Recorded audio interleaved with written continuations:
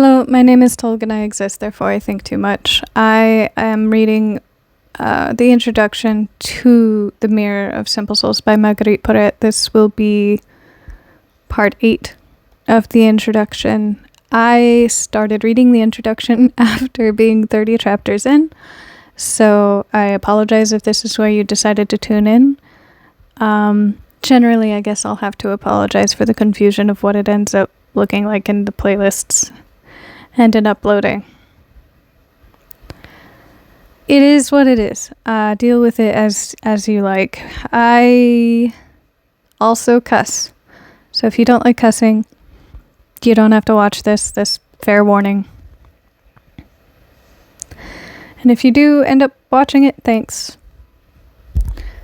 So it has been going over up until this point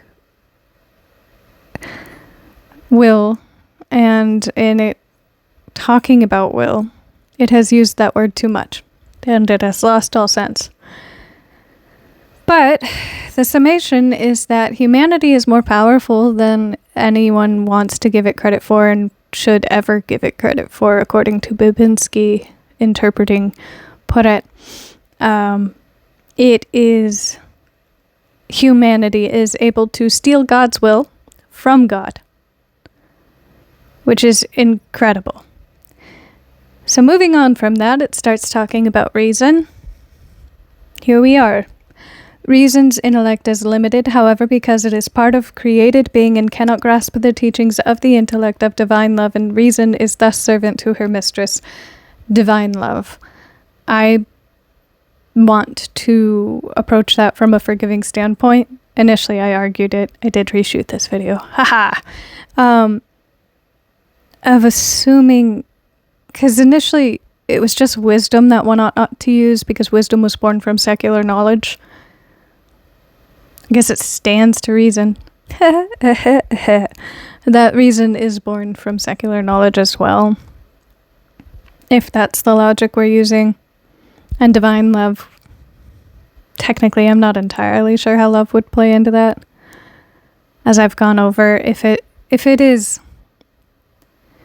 if love is an emotion, then love cannot conquer everything. If love is beyond an emotion and an energetic pull, much like a magnetic force, then maybe things happen in a way in relation to it that I have yet to understand in regard to physics. So for the sake of argument, I will just consider divine love to be objective truth. And reason is what is born from human knowledge, so subjectivity. And that's how I'm going to understand that. Once reason has fulfilled her function of teaching the preliminary steps to the soul, she must assume her proper role of servant to the annihilated soul. Nothing can be subservient to something that doesn't exist. If it's annihilated, it doesn't exist. This book has abused the word annihilated. She cannot accompany the soul into the splendid palace of the divine understanding, but must remain outside the gate. It's hearkening on tribalism. You belong and something else doesn't belong, and by that something else not belonging, it is worse off for it, and look at how much better off you are for belonging because this place is great. Thus, for Marguerite, in the first 2 stages of spiritual progress, the effective power is first guided by the kind of knowledge afforded by reasoning activity. It's just saying she was guided by subjectivity. Which would be, I think what they're speaking on is being ruled by the 10 virtues, 12 virtues, 10 virtues, which are, how do I put that? Not manifestations, they are... Oh man, I have a visual in my head and I do not have the word for it. Meditations. Thank you, brain. Meditations by which one can act on something godly without being godly, and then you go through those virtues. It teaches you what godliness could be, and the annihilated soul, rather, they gets beaten by the virtues, totally gets abused and tortured by Poret's own volition. And after that torture becomes the annihilated soul, dies to self, is already trained by the virtues, these meditations on how to act godly, and because the soul died to itself and lets God live through the body like a meat puppet, already practicing these virtues, that is the holiest manifestation on earth that anything could aspire to. Dying is. So, this knowing afforded by reasoning activity is probably describing the virtues, the very torturous virtues. Is the reasoning activity. Then the effective power takes the lead in the third and fourth stages, and Babinski keeps discussing stages, and Marguerite was not that organized. So I don't know chronologically where these stages exist. But Babinski does, if you want to write her a letter.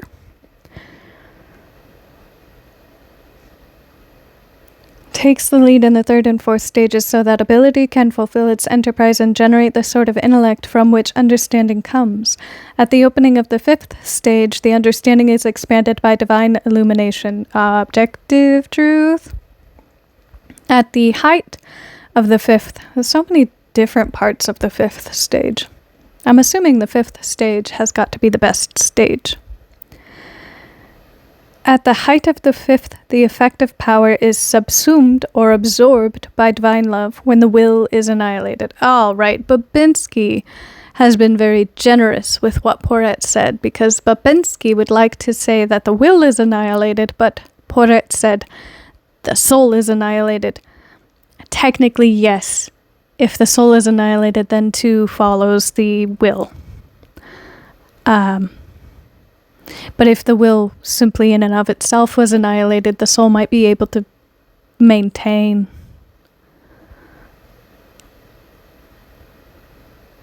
One of these things is not like the other. When the soul is in the height of the fifth stage, reasoning activity is left behind. The virtues, I assume. Love is speaking for some reason. Thought has no more lordship in her, the soul. She has lost the use of her senses. Not her senses, but the use. Okay. Okay, so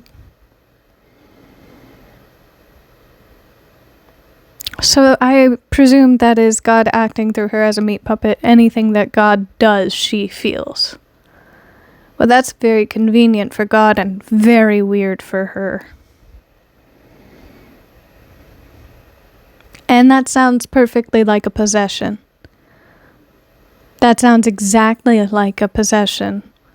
Are we sure that it was God? That is why she was tried. That is why she was burned at the stake.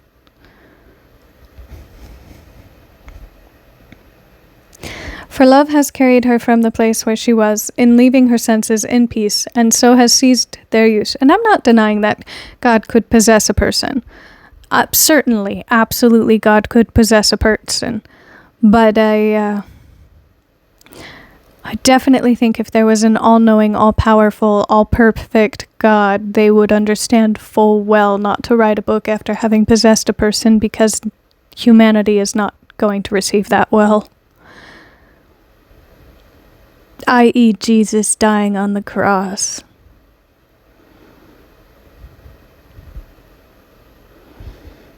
And I mean, the point of Jesus dying on the cross was a blood sacrifice, and apparently that needed to happen because the earth needed to be covered in blood. But not sure what, creating a phoenix would be purposed for. And she didn't rise from the grave, zombie Jesus. So I am still confused. Unless it's just a pattern once created continues to exist but loses traction, so parts of that pattern fall off. Could be the case. could be that Marguerite Porete was the reincarnation of Jesus. Just a continuation of the pattern, but did not rise from the grave because that part of the pattern fell off.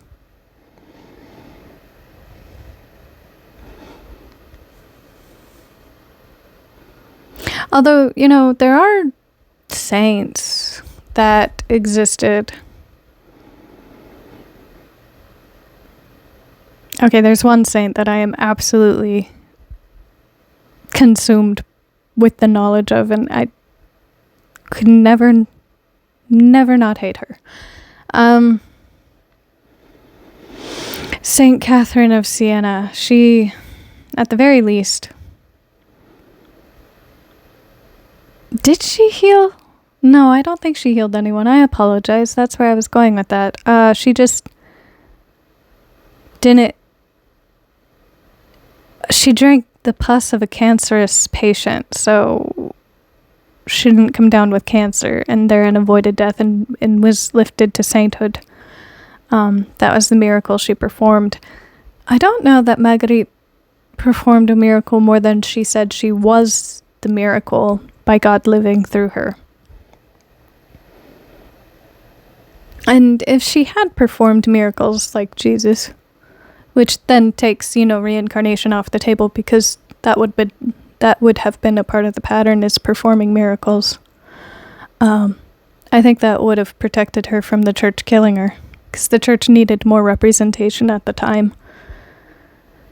And that would have been perfect representation, so this isn't looking good for her.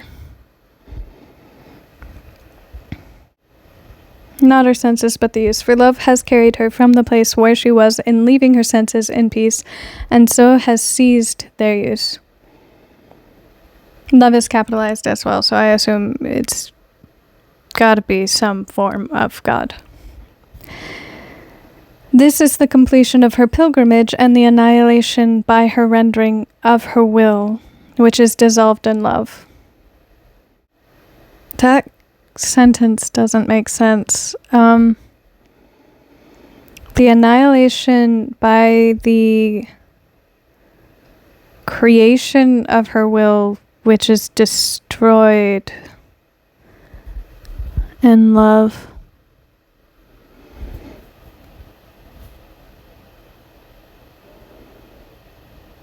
So the annihilation would be the subject rather than the verb. The creation of her will. So the annihilation of her soul was annihilated by her will being created and then dissolved. It would make more sense to say that her soul is annihilated because her will dissolved. There's a middle part to that just confuses the sentence. The use of the term senses, sense, because she wrote in French, here is somewhat reminiscent of William of St. Thierry's Theory of Human Knowledge. Interesting. Where he defined the inward sensus as intellect. Inward sense? What is the inward sense?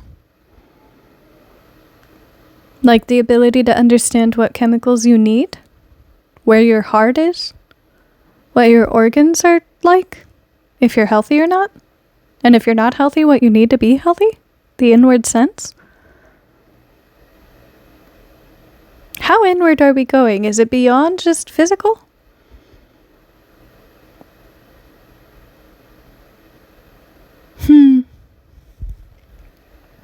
That brings up what is the soul. Marguerite seems to use this term in a similar way to refer to the given created intellectual nature of the sad soul, which is better than the lost soul. I think. I'll be forever confused. Ability, intellect, understanding. Yeah, the sad soul is better. The faculties remain, but the transformation of the soul's effective power into divine love means that the soul no longer makes use of the faculties in a human way. Whoa. I make this joke all the time, and I don't know if it's appropriate, but I have long lost the ability to say that I'm an appropriate person. Wasn't it a joke that Kim Il-jung was a dolphin because he used his energy, everything that he ate, and therein he did not need his sphincter, that one specific sphincter? That's what this sounds like. Everybody's a dolphin.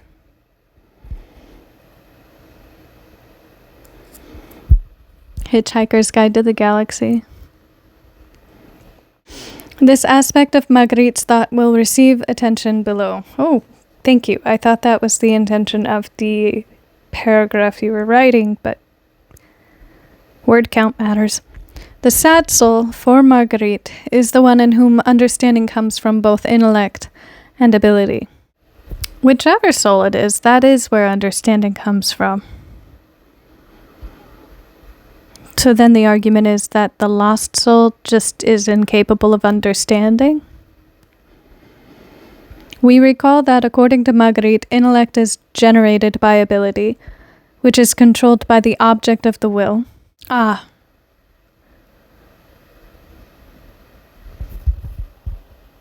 is where I don't agree, because you can do something and not know why or even what or how you're doing it. Bumblebee flies, doesn't know how or that it's not supposed to. Now, I'm damned sure if you walk into several offices and you ask someone to teach you how to do what they're doing, they probably won't be able to tell you what it is that they are doing or how to do it. Which in the early stages is governed by reason and the virtues. Okay. Is it that the intellect is governed or the ability is governed by going through the virtues? Meditations. Wouldn't it be ability, not intellect? I guess it depends on how you're meditating. The object of the will in the sad soul is that better being, I assume that's a subject, which is desired because it is lacking. Which is lacking? The sad soul is lacking, and the better being is desired, in a way reminiscent of Saint Richard of Saint Victor. Oh, no. I added a saint there. Of Richard of Saint Victor. Sorry, Richard wasn't a saint. That's probably why they shorthanded his name to Dick. The desire for the better being engages the enterprise of ability, which is the will of God, thereby generating the good intellect by a kind of sharpening. When the sad soul heeds love's call, her will is oriented toward the gift of divine love. She was bribed into being a better soul? No, wait. The sad soul was bribed into dying to self. The sad soul was bribed into becoming the annihilated soul. What's that one quote? Again, watch True Detective. It's a good show. If a person needs the promise of heaven to be good, then they're not a good person. Gifts of divine love, which orients ability toward its true goal and generates her intellect.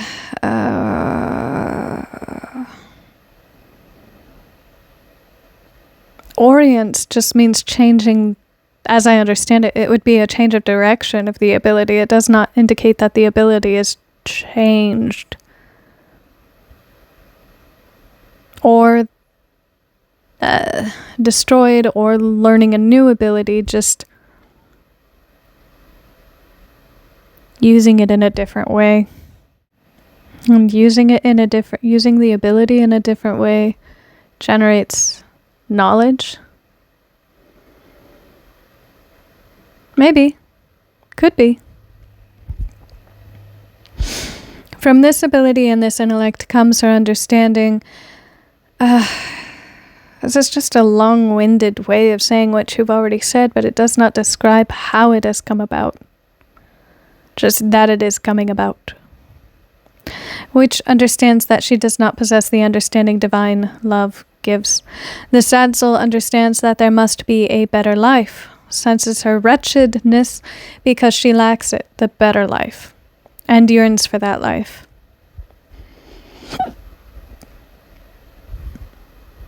The capacity for this understanding of the sad soul is directly related to the strength of her yearning desire.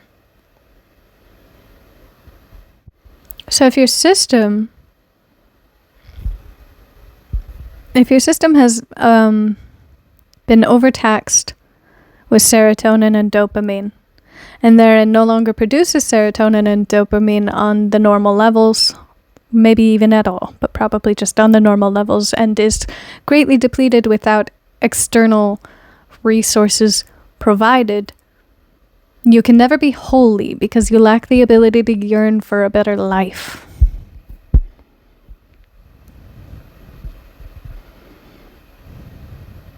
This was written in 1300 AD. And the drugs we abuse today are not the drugs of our grandparents, let alone 1300.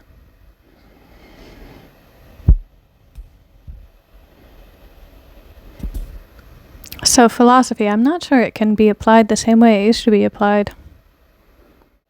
And I'm not sure simply wanting something helps you understand something. A lot of people, especially in a culture of consumerism and consumerist greed, want things. And shit, it breeds a lot of misunderstanding. Ardor and desire draw the soul by means of the dream of glory in the third stage, and move the soul into the ecstasy of ardent love in the fourth, where divine love comes to do her work. I hate that any quote-unquote saint or holy woman reaches ecstasy, but I haven't heard of a saint that is a man reaching ecstasy. It just plays into this ancient idea that women are just sex. And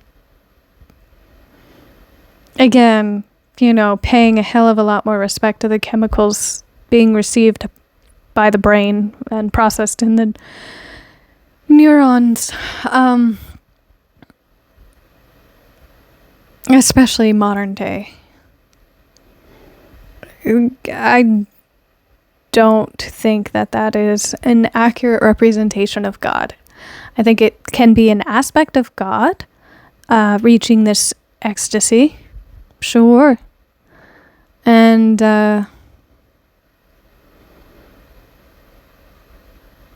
I don't know that drugs can reach that same level of ecstasy of meditation, as one would be a crutch and another would be naturally provided by the body. Two different means. And also different receptors. Your brain in one respect is primed to receive. Your brain in another respect is forced to receive. So different effects. But I don't think that it's respectful to God to say that the height of God or of experiencing God is ecstasy. Especially if it is the Christian God. The Christian God is supposed to be, I am. Tell them I am sent you.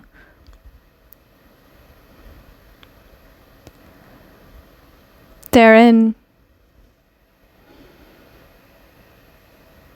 can't you find God in the depth of depravity and in the depth of lacking any sense at all, not wanting anything? Wouldn't God just simply exist and you just have to understand the objectivity and the subjectivity?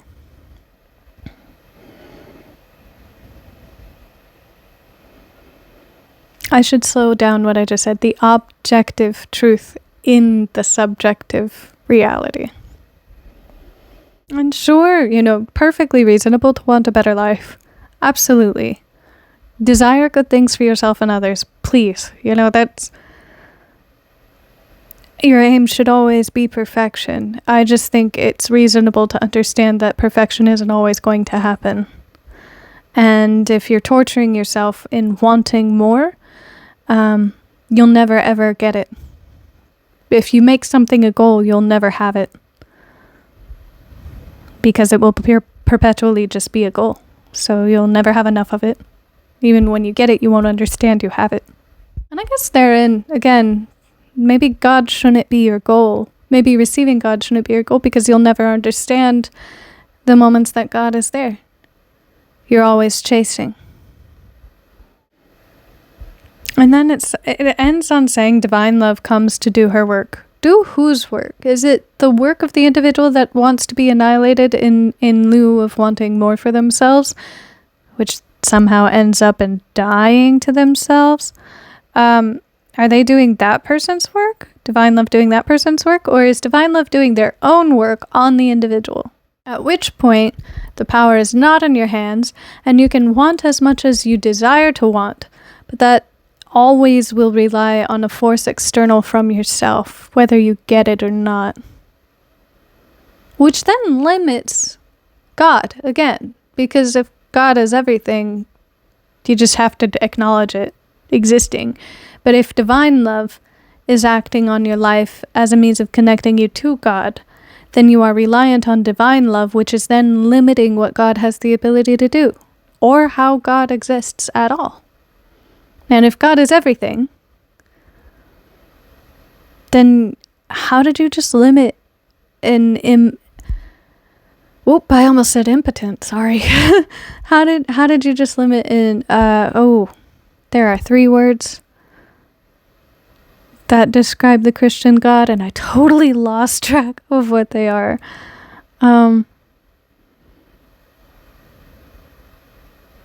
Omnipotent, omniscient, and omnipresent. Why would you need a third party to act on God to connect you to it? Unless that third party is acting on you and you're not good enough yet to acknowledge objective truth. And good enough just means capable enough of understanding that objective truth exists whether you acknowledge it or not. So the whole reason for a third party to work on you or in you or with you to connect you to God is to get your head out your fucking ass and pay attention to reality as it actually is, rather than what you created to make yourself feel good. This ardent love and desire of the will in the life of the spirit of the sad soul are necessary, although this kind of love is not sufficient for the Beguine's agenda.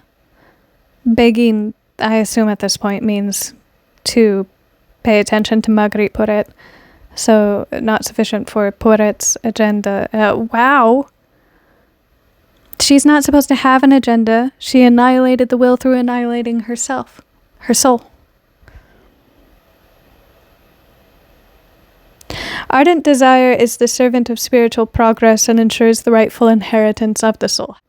I don't know, man. I don't think anybody has the ability to say they know the objective truth. And so I can, play games and poke at that as much as I want. And truth is that I do think more than anything she had a psychotic break and she chose to protect herself against the church by saying she was holy so that the church would stop demanding that she perform all these meditative practices that she suffered from by her own accord, her own volition. She said that they were torturous and she was free of them because God finally lived through her. Personally, I thoroughly believe that she chose to say that she was holier than the church could acknowledge, and therein, if the church spoke against her, they were speaking against God, because she just desperately wanted peace, maybe. At the time, 1300, the only reason to join a convent, to become a nun, to be Beguine and pursue religion, women didn't really have rights. They were belongings to men. especially for 1300, it was still, and in Europe, it was still understood that women were just a sexual organ. And that is why men had rights over women, because they could not control themselves. And they needed to be governed. And so during that time, a woman who was educated, capable of reading and writing, and alone, was a major reason to join a convent. A begging village especially was even more freedom than a convent. It was either that or the ranks were, begging, convent, poorhouse, and prostitution. And those were the options, being a woman at the time. So claiming that God lived through you might have offered more protection than simply existing would have done. So, again, at the end of the day, can't say that I objectively know a damn thing about her life, or if she was possessed, or if she was a meat suit for God. Who fucking can say that? The church definitely tried and burned her alive for it, and I don't intend to take away from the fuckery that was her death by claiming that the church makes sense. They fucking don't, and they never have, other than to understand that the Pope has always been a militaristic movement as a means of controlling peoples to amass land and power. They were born out of a type of banking system. That model of church and religious representation was born out of a banking system from the religious institutions in the Middle East. These are patterns started, created, and extended, and that is where we have the papacy. So, that's my understanding of Marguerite Porete, and that was part 8. I'm going to end it there. I am sorry I ranted so much. I hope you eat well, sleep well, drink well, and take care of yourself. Good night. Bye-bye.